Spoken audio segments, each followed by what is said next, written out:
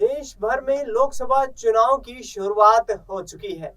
तमाम राजनीतिक दलों की कोशिशें ये है कि आखिरकार विपक्षी दलों को किसी भी तरीके से कटघरे में खड़ा करके चुनावी मैदान में जीत हासिल की जाए। इस बीच आपको बता दें कि बिहार में जबरदस्त सियासी संग्राम छिड़ा हुआ है। एक तरफ भारतीय जनता पार्टी एनडीए गठबंधन की अगुवाई कर रही है, जबकि दूसरी तरफ आरजेडी इंडिया गठबंधन का सबसे बड़ा दल है। यानी कि बिहार की सियासत में यदि परिवर्तन आना है तो उसमें आरजेडी महत्वपूर्ण भूमिका निभाने वाली है। पिछले 20 सालों का हवाला देते हुए तेजस्वी यादव और उसके साथ साथ आरजेडी के तमाम राजनेता, इसके साथ साथ यदि बात करें कांग्रेस पार्टी के भी तमाम राजनेता, प्रधानमंत्री नरेंद्र मोदी और इसके साथ नीतीश कुमार को बिहार के पिछड़ेपन का जिम्मेदार ठहरा रहे हैं।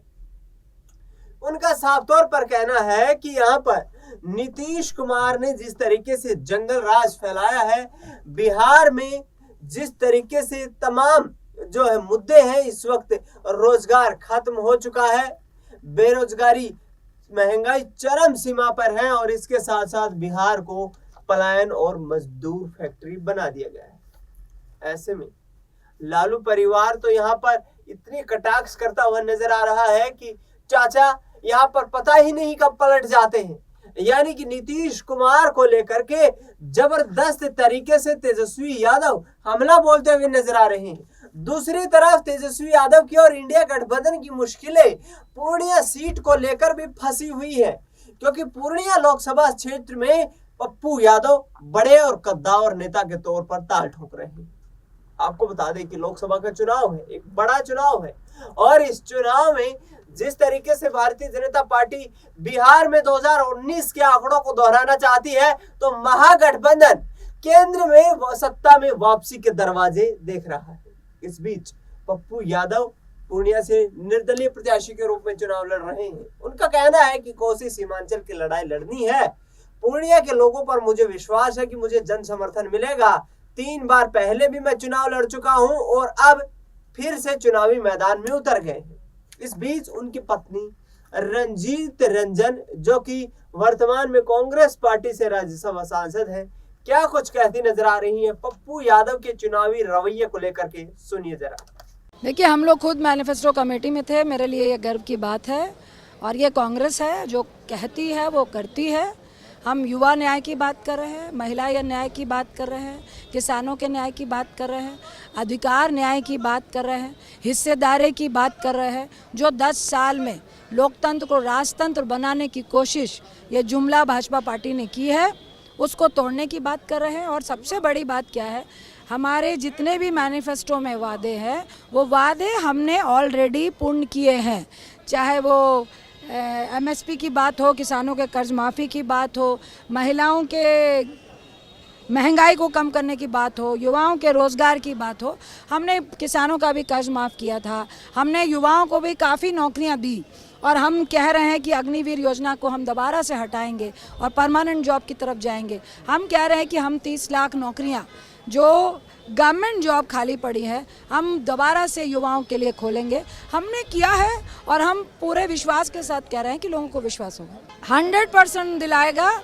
अन्याय काल 10 साल ये रहा है। ये भारतीय जुमला पार्टी है जो कह के तो आई थी कि गरीबी कम करेगी, युवाओं को रोज़गार देने का काम करेगी, और जिस तरह का अन्याय 140 करोड़ में 100 लगभग 39 करोड़ के साथ किया है, अब ये पूरा देश देख रहा है। इस बार जो भाजपा का अन्याय है वो कांग्रेस के न्याय के साथ ही उनको सत्ता से विमुक्त करे। देखिए, आज की तारीख में 10 साल में आप कई स्टेट उठाइए, राजस्थान उठाइए, कर्नाटक उठाइए, गोवा उठाइए, बिहार उठाइए, बहुत सारे असम उठाइए, सब स्टेट में इन्होंने धोखे से कब्जा करने का काम किया है, पैसे का मिसयूज़ किया है, ईडी, सीबीआई, आईटी का मिसयूज़ किया है। अभी हमारे अध्यक्ष साहब कह रहे थे ना कि अगर आप डरा धमका के आ जाते हो, पैसे के प्रलोभन से आ जाते हो भाजपा में तो बढ़िया है, नहीं आते हैं तो आप पे ईडी और सीबीआई आएगी।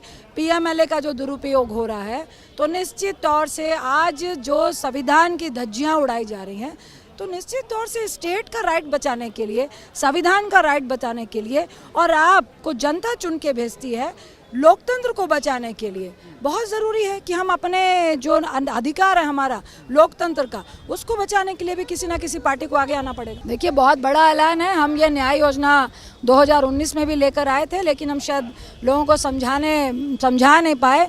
इस बार हमने उस 72,000 को 1 लाख रुपए किया है सालाना।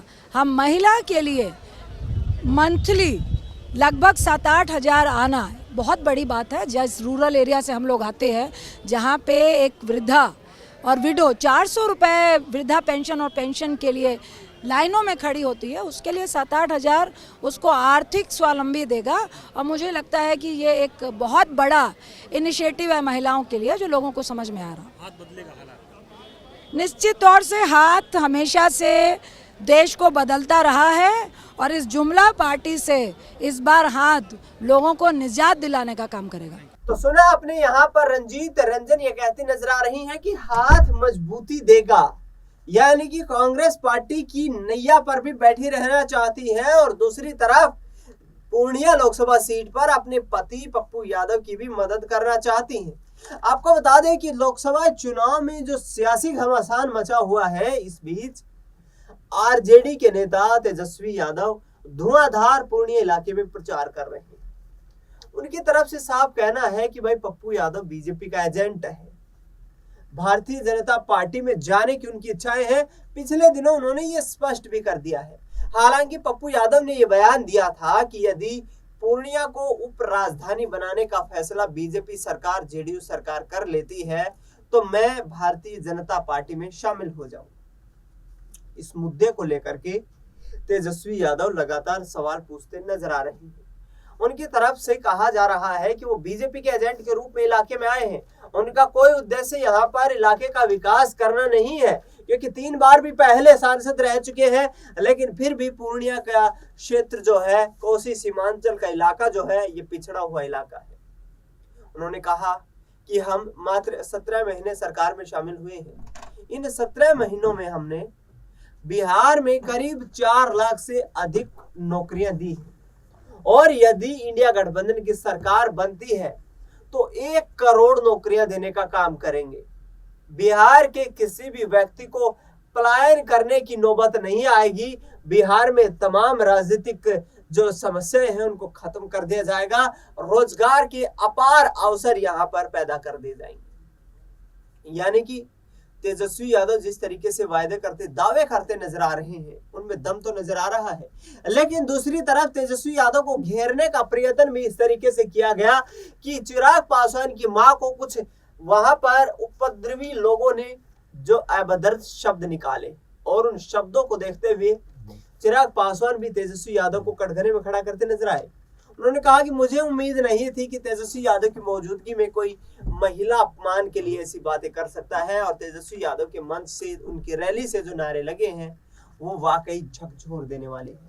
लेकिन अब ये देखना होगा कि जमुई में तो चुनाव संपन्न हो चुका है, पूर्णिया की लड़ाई को किस तरीके से आरजेडी लड़ती है, क्योंकि पप्पू यादव हठ धर्मिता के साथ डटे हुए हैं, मैदान पर रुके हुए हैं। उनका कहना है कि मुझे विश्वास है कि मैं पूर्णिया से चुनाव अवश्य जीत करके आऊंगा।